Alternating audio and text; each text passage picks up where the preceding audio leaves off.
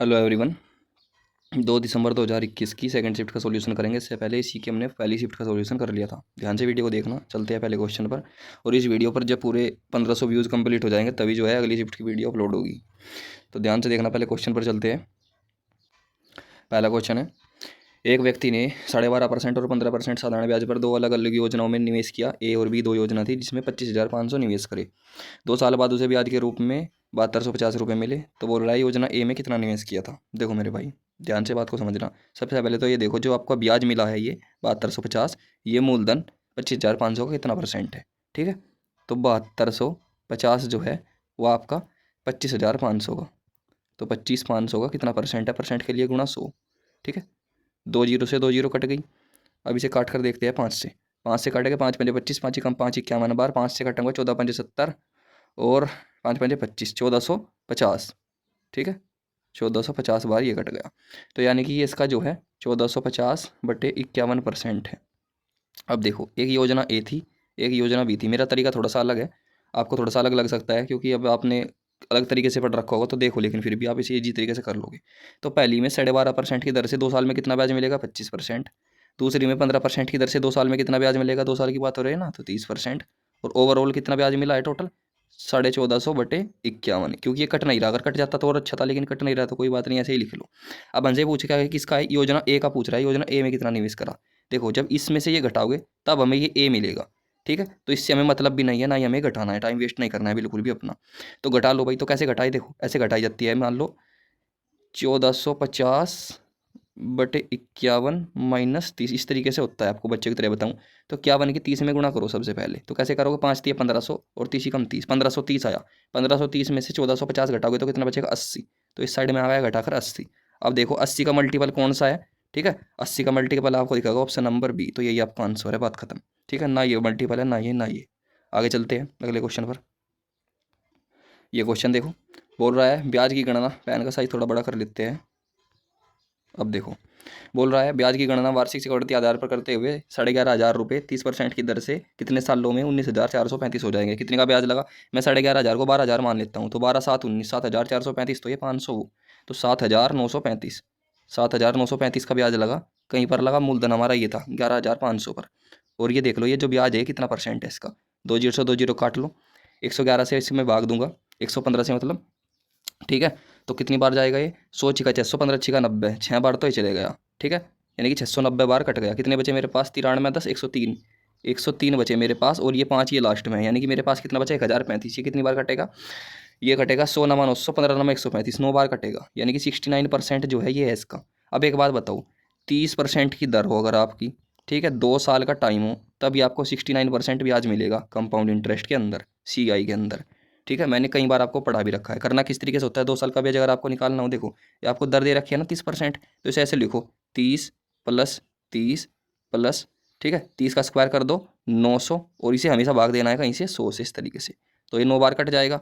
तो 30 और 30 60 और 9 69, 69%। इस तरीके से आपको 2 साल का ब्याज निकालना होता है। ठीक है, तो ये सब आपको चोचले नहीं करने हैं, क्योंकि इतनी प्रैक्टिस पहले से करके रखना, ताकि आप देखते ही बता दो कि 69% जो है 2 साल में मुझे मिलेगा। आगे चलते हैं। ये देखो, रीजनिंग का क्वेश्चन भी रखा है कि आज मंगलवार है, 28 दिन पहले कौन सा दिन था। आप देखो, 28 दिन बोले, 44 दिन बोले, 732 दिन बोले, कुछ भी बोले, उसे 7 से भाग देना हमेशा, 7 से हमेशा भाग दे लेना। तो 7 से भाग देने पर ये देखना शेषफल कितना बचेगा। तो 7 से 4 बार पूरा कट गया, यानी कि शेषफल कितना बचा, 0 शेषफल। यानी कि अगर आज मंगलवार है तो 28 दिन पहले भी मंगलवार ही था। अगर 28 दिन बाद पूछता तो भी मंगलवार ही था। अब मान लो 28 दिन की जगह 29 आ जाता। ठीक है, 29 आ जाता, तो 29 को अगर मैं 7 से भाग देता तो कितना शेषफल बचता मेरे पास, एक शेष बचता। ठीक है, एक शेष बचता इस तरीके से। तो इसने पूछा ना 29 दिन पहले होता क्या दिन, तो मंगलवार से एक दिन जो पहला होता है, यानी कि सोमवार, वो हो जाता। कोई दिक्कत, इस तरीके से आपको कर लेना था। ठीक है, अगले सवाल पर चलते हैं। अब ये क्वेश्चन देखो, सिंप्लीफिकेशन का क्वेश्चन है। ठीक है, ध्यान से करना। सबसे पहले ब्रैकेट को सोल्व करेंगे इस पार्ट को। तो इस पार्ट को सोल्व करूंगा, 5 से कटेगा ये 35 7 बार, और 10 में से 7 गया 3, यानी कि ये पूरा पार्ट कर करके सोल्व कितना आया मेरा, 3। लिख देता हूँ, इसे खत्म करो, 3 लिख दिया इस तरीके से। फिर इसे 2 से भाग दिया मैंने, 500 को 250 आ गया मेरा ये, 250 - 3 और भाग 3। अब 3 से 3 को भाग दूंगा तो एक ही आएगा, यानी कि 250 में से एक गया, तो कितना बचा, 249। तो ये आया मेरा 48 - 23 इस तरीके से 249। ठीक है, समझ रहे हो आप, कोई दिक्कत नहीं। अब क्या होगा, 249 में से 23 घटा लो, ठीक है। जब 249 में से आप 23 घटाओगे तो कितने बचेंगे मेरे पास, बचेंगे माइनस के घटा लो भाई 23, तो 23 दूनी 46 और 3 में 26, 226 बचा मेरे पास। ठीक है 226 इस तरीके से, ये माइनस के, क्योंकि माइनस का चिन्ह है ना इसके आगे, बड़ी संख्या ये है। और 48 इस तरीके से, 48 माइनस। अब देखो माइनस माइनस क्या हो जाएंगे, प्लस हो जाएंगे। तो 226 में 48 जोड़ लो। ठीक है, तो 8 और 6 कितने होते हैं 14, लास्ट में आएगा 4, 4 के समय इसी में है, बात खत्म, पूरा जोड़ने की जरूरत नहीं है। यूनिट डिजिट जो है इकाई अंक वो हमने जोड़ लिया। आगे चलते हैं। अब ये क्वेश्चन देखो, अजय और भास्कर ने 8-9 के अनुपात में कुछ राशि का निवेश किया। देखो एक अजय था, एक भास्कर था, एक ने 8 रुपये लगाए, ऐसे मान लो एक ने 9 रुपये लगाए। फिर क्या है, 6 महीने बाद चांद नाम का एक आदमी आ गया। ठीक है, तो सी से चांद आ गया, तो चांद ने कितने लगाए, भास्कर के बराबर, यानी कि भास्कर ने अगर 9 लगाए थे तो चांद ने भी 9 ही लगाए। तो ये तो होगा इनकी कैपिटल। ठीक है, या रुपये लिख लेता हूँ इस तरीके से, रुपये। ठीक है, टाइम कितने टाइम के लिए लगाए, देखो सबसे पहले जो शुरुआत करी थी व्यापार की वो किसने करी थी, अजय और भास्कर ने। तो यानी कि 1 साल बाद देखा जाता है, वर्ष के अंत में देखा जाता है लाभ। तो यानी कि 12 महीने इसने लगाया, 12 महीने इसने। लेकिन ये जो चांद है ये कितने दिन बाद आया, देखो चांद आया 6 महीने बाद। तो यानी कि शुरू के 6 महीने गुजर चुके थे, तो इसने बाद के 6 महीने ही जो है व्यापार में अपनी पूंजी लगा कर रखी। ठीक है, अब इनकी गुणा करेंगे, तो गुणा करने की जरूरत नहीं है, यहीं पर काट लो इन्हें, सबसे अच्छा रहेगा। तो ये 2 2 1 इस तरीके से बच गया मेरे पास। अब गुणा कर लो, 8 दूनी 16, 9 दूनी 18 और 9 कम 9, यानी कि जो 16 18 9 है इस अनुपात में इनमें जो है लाभ बांटा जाएगा। हमेशा लाभ जो है उनके पूंजी के अनुपात में ही बांटा जाता है, जितने समय के लिए पूंजी रखते हैं उस समय उस हिसाब से। ठीक है, तो 16 18 9 के अनुपात में जो है इनमें लाभ बांटा जाएगा, ऑप्शन नंबर 1। आगे चलते हैं। अब ये क्वेश्चन देखो टाइम वर्क का। देखो यूपीएसआई में क्या देखा गया है, आमतौर पर खतरनाक वैल्यू वाले क्वेश्चन आते हैं टाइम वर्क में, बड़ी बड़ी वैल्यू। ये तो ये कुछ भी नहीं है, इससे भी बड़ी आती है, ऐसी भी दे देगा आपको 15,000 12 दिन में करता है, एक 1432 दिन में करता है, और सी 1719 दिन में करता है, तीनों मिलकर कितने दिन में करेंगे भाई, खतरनाक आते हैं सच में। तो ए करता है 102 दिन में, सिंपल है वैसे सवाल। बी करता है 153 दिन में, और सी करता है 204 दिन में। तीनों का एलसीएम लेना है, तो एलसीएम कैसे लोगे, तीनों को एलसीएम लेना जैसे लिया जाता है ऐसे ही लोगे। लेकिन फिर भी देखो यहाँ पर आपको 200 मान लो, इसे 150, इसे 100, तो तीनों का एलसीएम अगर मैं लूँ तो 600 मान लो, यहाँ तक आ गया। ठीक है, बाद में इसमें 2 3 4 बचा, तो इनका एलसीएम लगभग लूँ तो 12 आ गया। तो अगर मैं देखूँ 612 के करीबन तीनों वैल्यू कट जाएगी, क्योंकि 100 का 600, देखो 612 आ गया। तो इसे काटू कर तो 100 का 600 और 2 6 12। ठीक है, तो 6 बार तो ये कटा, 1 सेकंड, 6 बार तो ये कटा। फिर 15 चौका 60, 3 चौक 12, 4 बार ये कटा। और 2 तिया 6 और 4 तिया 12, 3 बार ये कटा। ठीक है, तो इस तरीके से ए बी सी कितना काम रोज करते हैं, 13 काम रोज करते हैं। तो टोटल 612 काम है और 13 काम रोज करते हैं। भाग दे देना, आंसर आ जाएगा, मुझे नहीं पता, जो भी है दे तेरा ना भाग, या देखूँ भी अगर भाग। 13 चौका 52, 13 5 65, 13 चौका 52, शुरू में 4 आएगा, ये तो इसी में छोड़कर सारे में 4 4 है। चलो कोई बात नहीं, 13 चौका 52, कितना बचा मेरे पास हासिल, 8 ये 1 वे 9 बचे, 92 हो गया। ठीक है, 13 7 91, 47 सही, 1/13 आ गया। कहाँ है, ये रहा ऑप्शन नंबर 1। आगे चलते हैं। अब ये सवाल देखो, बढ़िया सवाल है, करना कैसे था। ये अंडर रूट के अंदर लिखा है 23.4। अब 23.4 को मैं 2304 ही पढ़ता हूँ, सीधी सी बात। ठीक है, अब 2304 जो है ये किसका स्क्वायर होता है, ये बताओ आप, किस चीज़ का स्क्वायर होता है। अगर मैं इसे रूट से बाहर निकालूँ तो क्या आएगा मेरा, देखो अगर मैं ध्यान दूँ तो 50 का स्क्वायर क्या होता है, 2500 होता है, आपको पता है। कॉमन सेंस लगाना, ठीक है, ऐसी चीज़ों में कॉमन सेंस लगाया जाता है। ये है 2304, यानी कि 2500 से कम। तो किस वैल्यू के आगे आएगा ये, 48 की। कैसे, देखो 48 जो है 50 से पहले आता है, और 48 का स्क्वायर करूंगा तो 2304 आएगा। कैसे, देखो 8 है ना, लास्ट में 8 गुणा 8 होगा, देखो ऐसे हो जाएगा 48 गुणा 48। ठीक है, तो 8 8 64, लास्ट में 4 इसी वैल्यू में आएगा जो उससे थोड़े से पहले पड़ती है। ये चीज़ जो होती है ये थोड़ा सा दिमाग लगा कर की जाती है। तो ये 48 का हो गया। ठीक है, ये 48 का गुणा, इसी तरीके से ये 1764 है, 17.64 है, मुझे भी बताया, लेकिन इसे 1764 पढ़ो, क्योंकि मैं जिस तरीके से करवाऊंगा आपको मजा ही आ जाएगा। ठीक है, पॉइंट पॉइंट से कोई फर्क ही नहीं पड़ेगा। तो 1764 किसका स्क्वायर के पास आता है। अब आप बोलोगे भैया जो 40 का स्क्वायर जो होता है, 40 का स्क्वायर वो होता है 1600, और ये जो है ये 1764 है, ये फालतू है 40 के स्क्वायर से। तो मैं कहूँगा 42 का स्क्वायर जो है वो लगभग 1764 होगा। अगर आपको नहीं भी पता तुक्का भी मारोगे तो भी, क्यों, क्योंकि देखो 2 दूनी 4, लास्ट में यूनिट डिजिट मिलाओगे, तो 42 का स्क्वायर ये हो गया। गुणा, ये होता है 576, ये तो आपको पता ही होगा मेरे भाई, किसका स्क्वायर होता है भाई, 25 का स्क्वायर 625 होता है। ठीक है, इतना आपको भी पता है। तो ये कहीं का स्क्वायर है 576, 24 का स्क्वायर। ठीक है, ये आपको याद भी होगा, छोटी सी वैल्यू है। बाकी बची 70 56, ये किसका स्क्वायर हो, देखो अगर मैं बात करूँ 80 की, तो 80 का स्क्वायर क्या होता है 6400। अब एक बात आप ध्यान रखना, जैसे जैसे वैल्यू मेरी बड़ी होती चली जाएगी, जो स्क्वायर है वो तेजी से बढ़ने लगेगा। ठीक है, एकदम से तेजी से, बहुत ही तेजी से। तो 80 का स्क्वायर 6400 है। ठीक है, तो ये जो है मेरा, ये 70 56 किसका स्क्वायर हो जाएगा, ये 81 का लास्ट डिजिट। अगर देखो 81 का मान के चलो तो 81 गुणा 81 इस तरीके से होगा, तो एक ही कम एक आएगा लास्ट में, लेकिन इसमें तो 6 है, ठीक है। अगर 82 का करूँ, 82 का स्क्वायर करूँ तो 82 का 2 दूनी 4 लास्ट में 4 आएगा, उसका भी नहीं है। 83 का करूँ 3 3 9 लास्ट में 9 आएगा, इसका भी नहीं है। 84 का स्क्वायर है क्योंकि 4 चौक 16 हो जाएगा ना लास्ट में। ठीक है, समझ गए होंगे, इतनी बार मैंने आपको बता दिया। तो 84 का स्क्वायर ये है,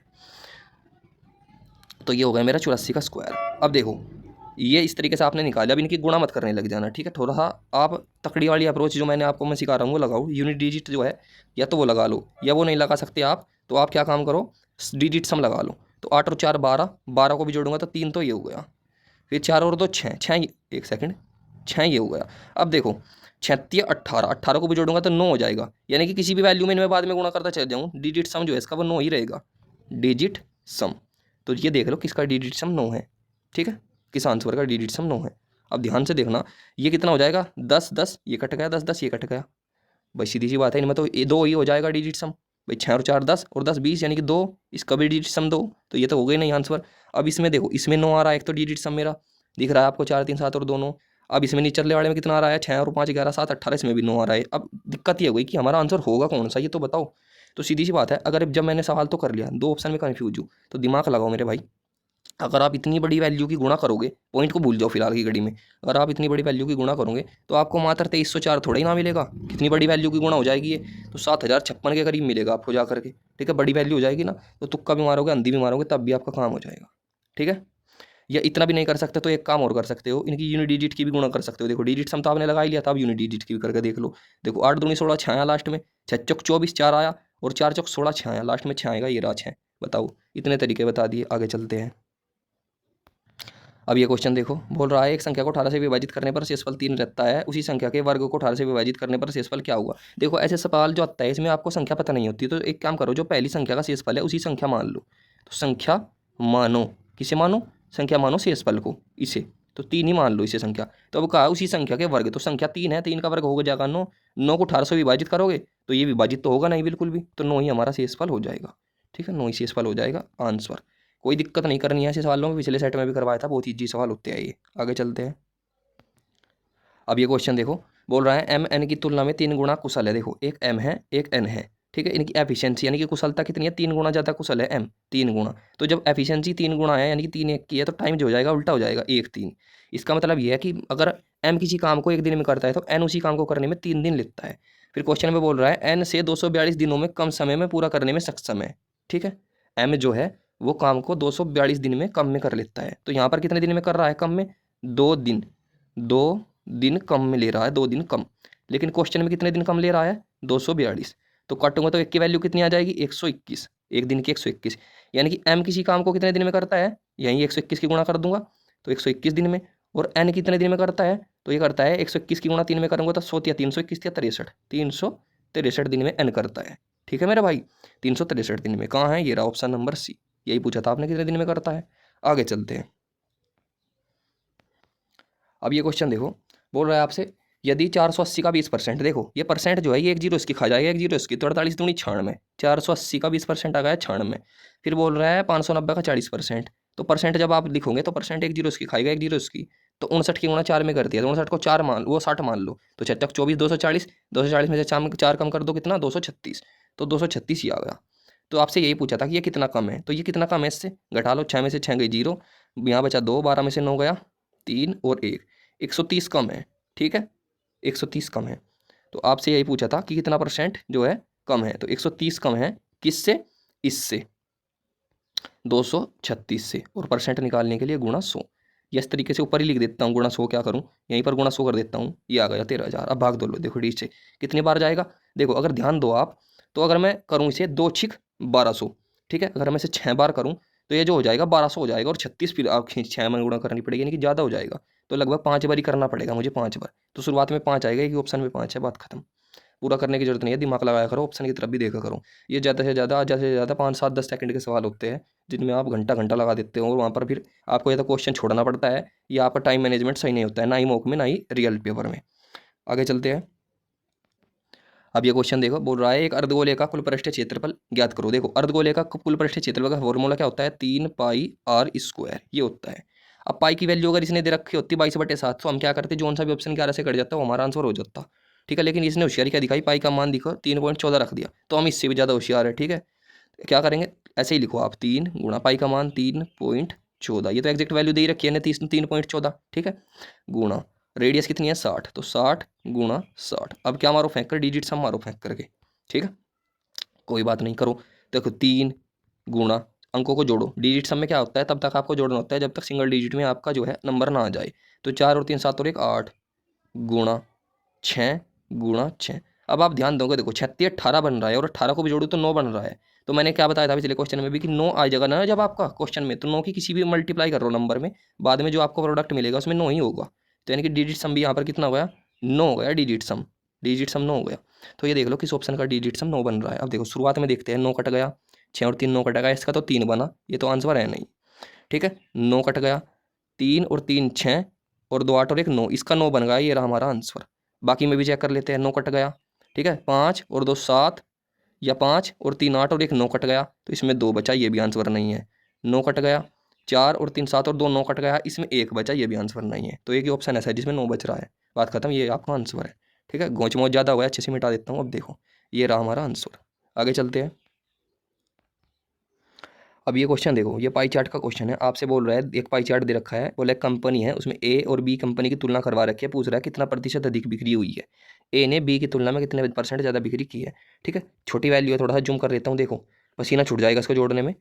कंपनी ए की वैल्यू दे रखी है ये, तो इनको जोड़ो, और कंपनी बी की वैल्यू ये है, इनको जोड़ो। तो जोड़ना शुरू करो भाई, कैसे जोड़ोगे, देखो 1100 और 900 मान लो, तो 2000 तो मेरा ये होगा सीधा सीधा, ठीक है, 2000।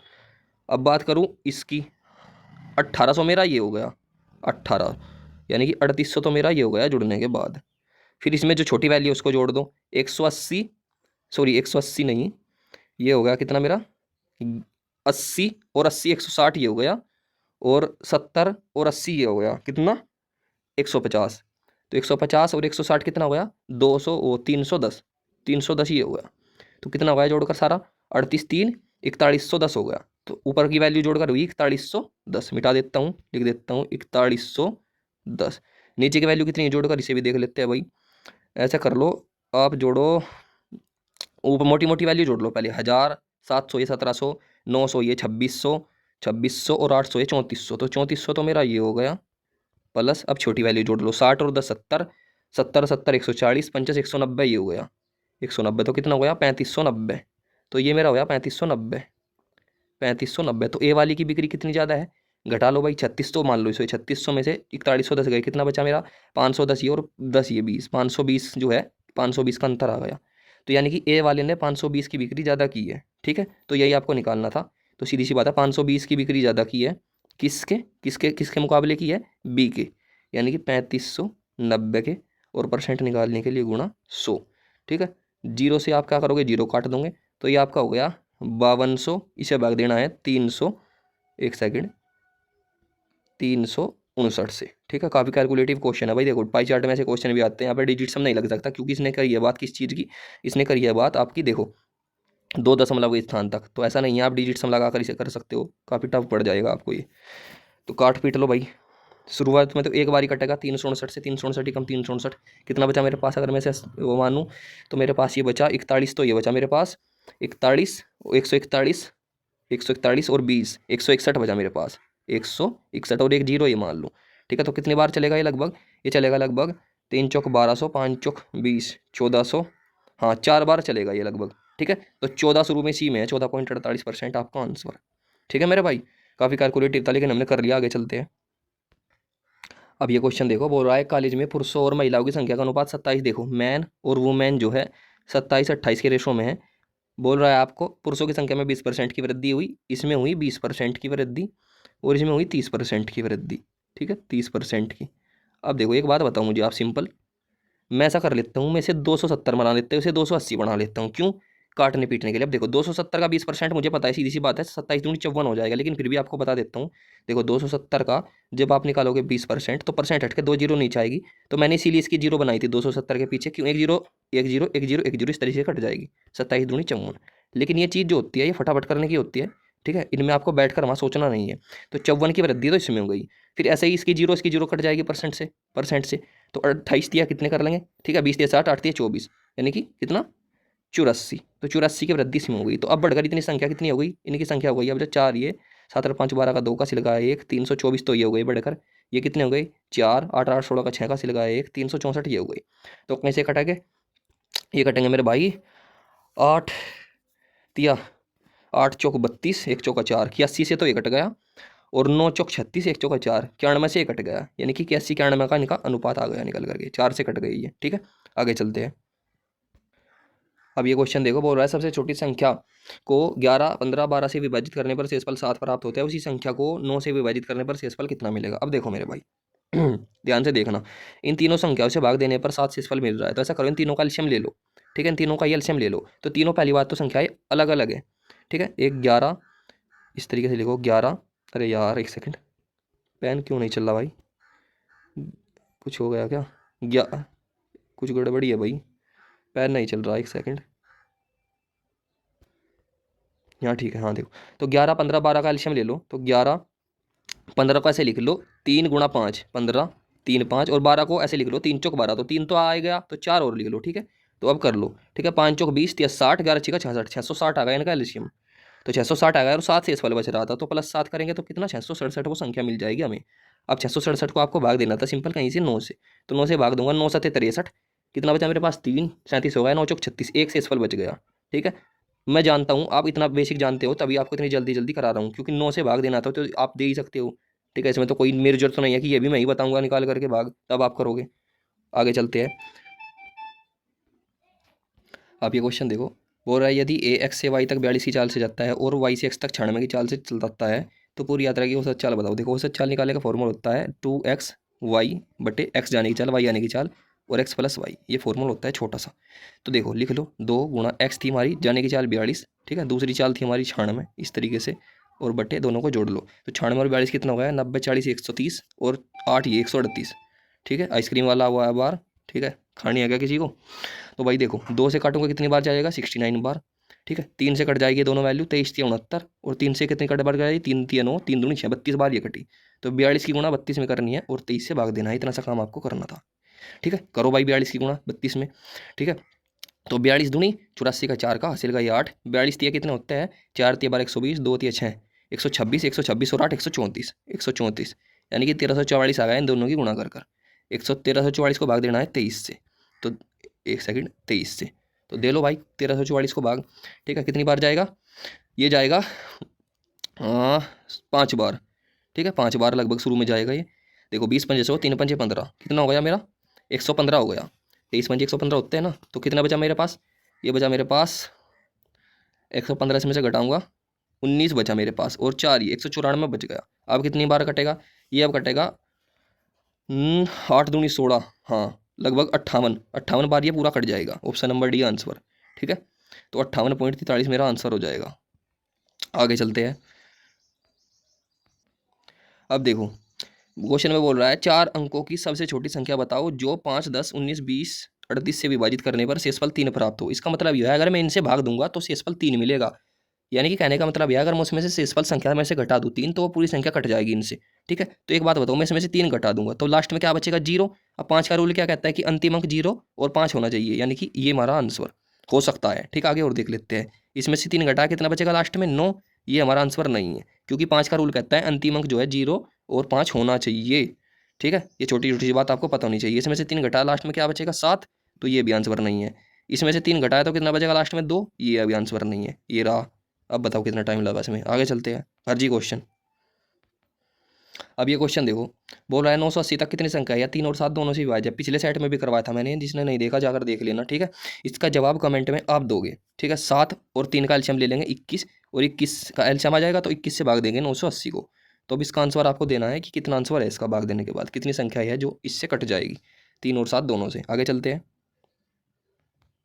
अब ये क्वेश्चन देखो, बोल रहा है 251 उर्वरक बैग का औसत वजन 51 किलो था। देखो 251 कट्टे थे जिनका वजन जो था टोटल वो 51 किलो था। ठीक है, औसत वजन।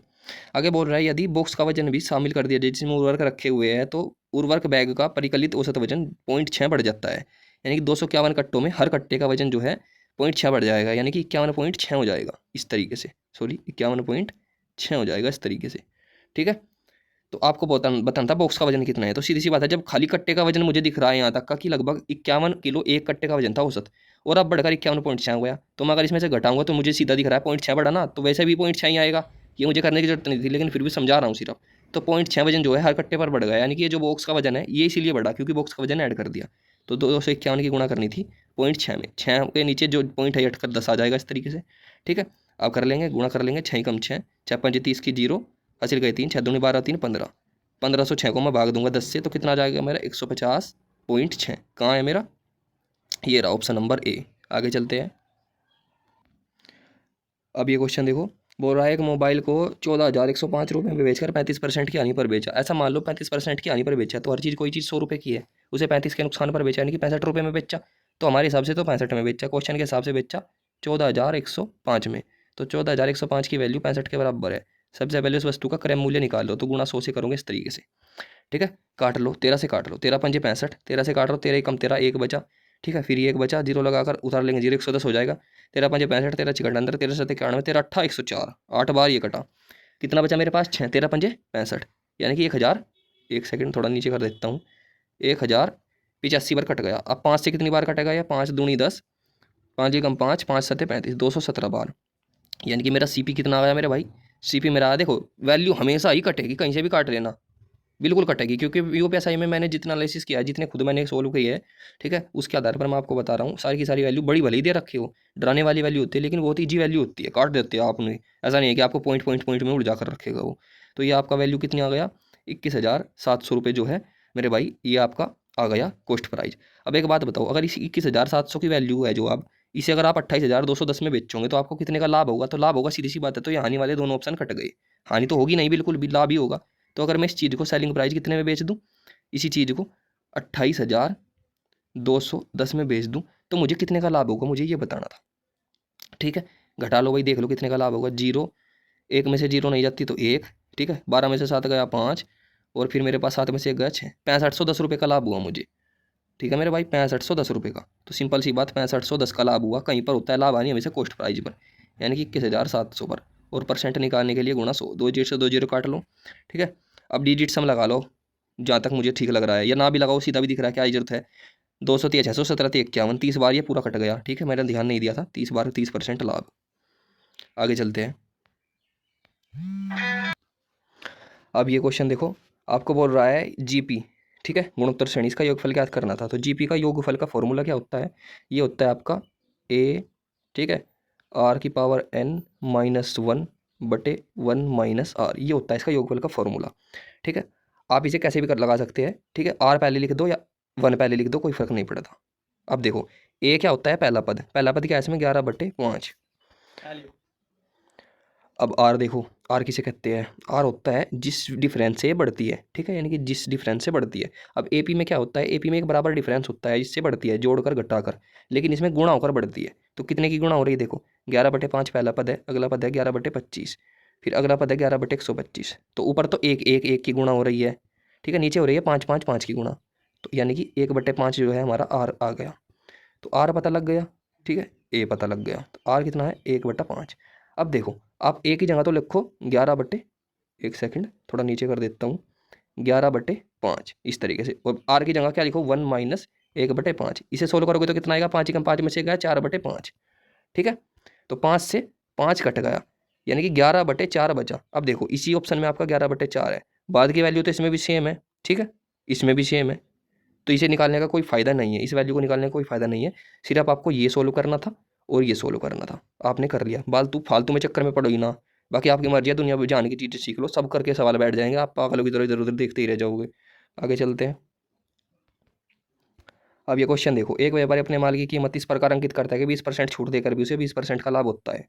ठीक है, अंकित मूल्य दे रखा है, ज्ञात करना है, क्रय मूल्य दे रखा है। देखो एक फॉर्मूला बता रहा हूँ, मार्कअप प्राइस बटे कॉस्ट प्राइस बराबर, ऊपर तो आप क्या कर दो 100 में प्लस माइनस कर दो करो, प्रॉफिट हो तो जोड़ दो, लॉस हो तो घटा दो, और नीचे कॉस्ट प्राइस में क्या करो 100 में से आप क्या करो डिस्काउंट घटा दो। ठीक है, तो ऊपर लाभ हुआ 20 का तो 120 हो गया, नीचे डिस्काउंट घटाया 20 का तो 80 हो गया। क्या रेशो निकल कर आया, मार्कअप प्राइस और कॉस्ट प्राइस का रेशो निकल करके आ गया 3:2 का।